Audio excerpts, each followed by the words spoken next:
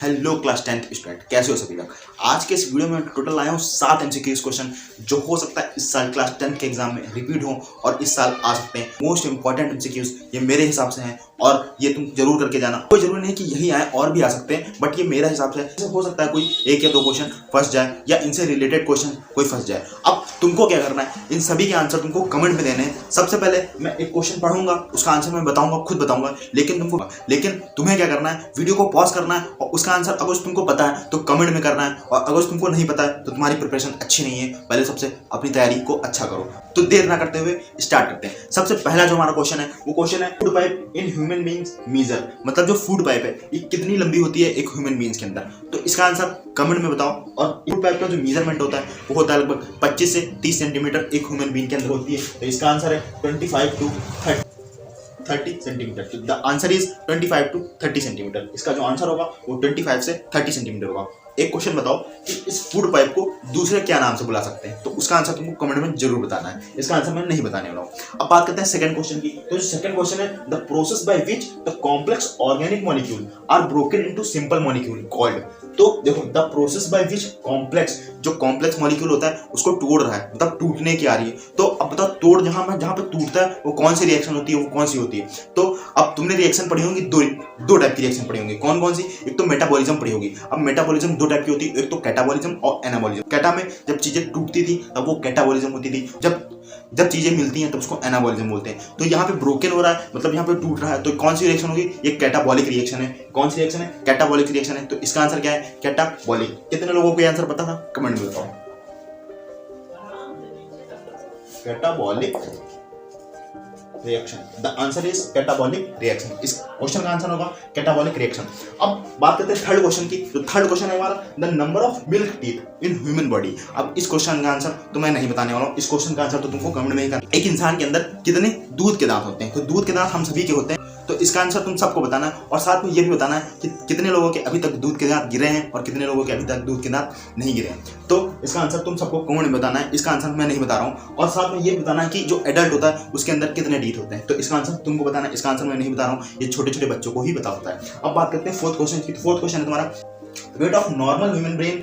जो normal brain कितना होता है, कितने ग्राम का होता है। और ये आंसर तुम्हारा ग्राम में पूछ रहा हूं मैं कि कितना ग्राम का वेट होता है एक ह्यूमन बीइंग के अंदर। तो ये तुमको आंसर, ये दोनों आंसर तुमको कमेंट में बताना है, क्योंकि इन दोनों का आंसर बहुत ईजी आंसर है। क्वेश्चन में थर्ड और फोर्थ का आंसर तुमको कमेंट में बताना है। इसका आंसर मैं नहीं बताऊंगा। अब बात करते हैं फिफ्थ क्वेश्चन। तो हमारा जो फिफ्थ क्वेश्चन है वो बोल रहा है, the number of chromosome in zygote. अब जो जाइगोट होता है इसके पास कितने नंबर ऑफ क्रोमोसोम होते हैं। अब सुनो, जब सबसे पहले हमने पढ़ा था रिप्रोडक्शन वाला चैप्टर पढ़ा था, तो रिप्रोडक्शन वाले चैप्टर में हमने पढ़ा था कि जब मेल और फीमेल का गैमेट आपस में आते हैं, फ्यूज करते हैं, तब एक जो स्ट्रक्चर बनता है उसको जाइगोट बोलते हैं। मतलब जब मेल का क्रोमोसोम स्पर्म जो आते थे, इधर देखो, जब मेल का स्पर्म आता था और फीमेल का ओवम आता था, जब ये दोनों आपस में फ्यूज करते हैं, जो स्ट्रक्चर बनता था उसको जाइगोट बोलते थे।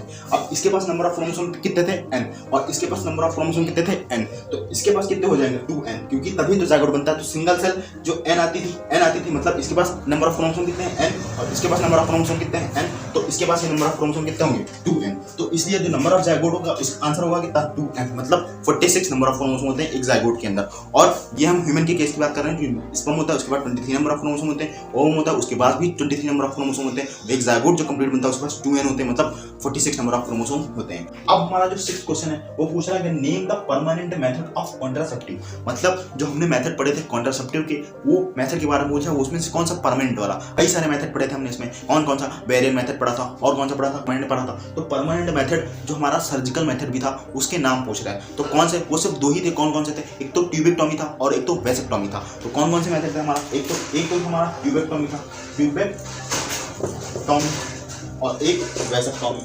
वेसेक्टोमी।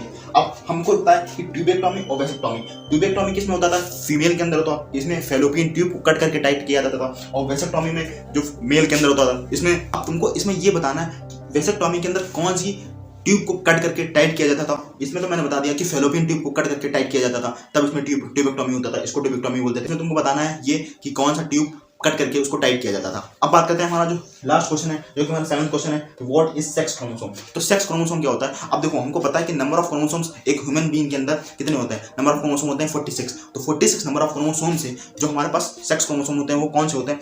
46 नंबर ऑफ क्रोमोसोम में हम बात करते हैं, जो हमारे पास नंबर ऑफ क्रोमोसोम होते हैं 46 होते हैं। जो हमारे पास नंबर ऑफ क्रोमोसोम्स होते हैं, वो होते हैं कितने? 46 नंबर ऑफ क्रोमोसोम्स हैं। अब इस 46 में से हमारे पास जो, अगर इसको लिखें तो 44 + 2 लिख सकते हैं। मतलब 2 कौन से होते हैं? तो ये जो 2 होते हैं वो हमारे होते हैं एक्स और वाई। तो जो एक्स और वाई क्रोमोसोम होते हैं इन्हीं को अपन सेक्स क्रोमोसोम बोलते हैं, और यही जेंडर डिसाइड करते हैं या फिर सेक्स डिटरमिनेशन के लिए यही यूज किए जाते हैं। तो ये हमारे को 7 क्वेश्चन थे बायोलॉजी के। इसी तरह मैं केमिस्ट्री भी लाऊंगा और फिजिक्स के भी लाऊंगा। तो चैनल को सब्सक्राइब करके रखो। मिलते हैं नेक्स्ट वीडियो में। और तुमको कमेंट में बताना इसमें से तुमको कितने आंसर पता थे। इसमें जो मैंने क्वेश्चन पूछे, 3rd वाला 4th वाला जिसका आंसर मैंने नहीं बताया, उसका आंसर तुम कमेंट में बताना। और ये क्वेश्चन मेरा प्रेडिक्शन है, कोई गारंटी नहीं कि यही क्वेश्चन आएंगे, लेकिन हाँ ये क्वेश्चन इंपॉर्टेंट है और आ सकते हैं, इसलिए इनको छोड़ के मत जाना। और इसी तरीके के क्वेश्चन और आ सकते हैं, तो मैं क्वेश्चन लेके आऊंगा। तब तक चैनल को सब्सक्राइब करके रखो। मिलते हैं नेक्स्ट वीडियो में।